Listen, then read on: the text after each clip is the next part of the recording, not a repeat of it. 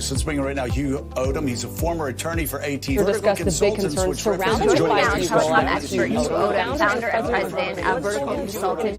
Is there like what are some examples of property types that are ideal for this? Like the zoning, the size, location, features and characteristics? Like at what point would you look at one of these properties and just be like, no?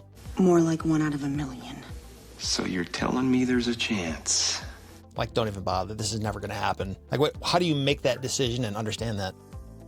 Well, I would tell you that the biggest issue is, and what's happening in the industry over the last several years is, because of the growth of using cell phones for a lot of different ways, residential areas, you have to own a residential property, or if you own a multi-family property, that's kind of difficult because of the nature of the zoning there. The best properties are, again, have kind of mixed use zoning, and the best properties out there, I'll tell you, are churches, schools, municipal areas, and self-storage. Self-storage has some of the highest rates of having cell towers on them because of how self-storage facilities are determined. You go build a self-storage in a commercial area, but it's near residential, right? Because you need people to come drop off their stuff to store in the facility. And those are in that little zone there that are best. So if you're looking at a best property, you ask me, where are the best properties? You're going to look at a commercial area that is near residential areas, because that's kind of that oasis zone. Mm-hmm. That's the same thing with churches. If churches are usually in the middle of a community, right? A school in the middle of a community. The same thing with certain commercial properties. So if you understand, and this is one of the ways you need to understand how to negotiate these deals out, you need to understand the value of that one site and understand where their restrictions are, the cell tower company's restrictions are.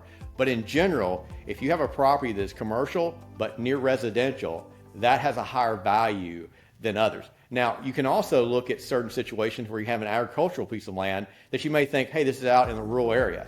However, because of certain restrictions, because of how the network is laid out, it again has high value because of the nature of where they need to put the site.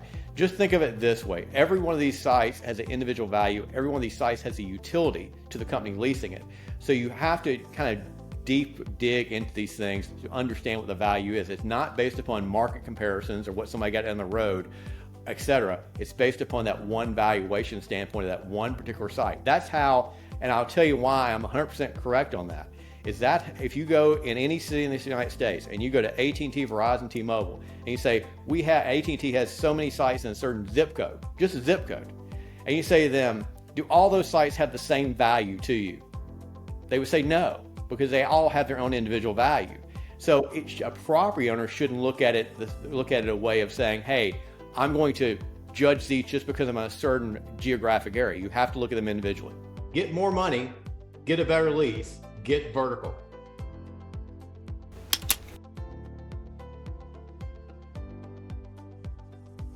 Contact us today.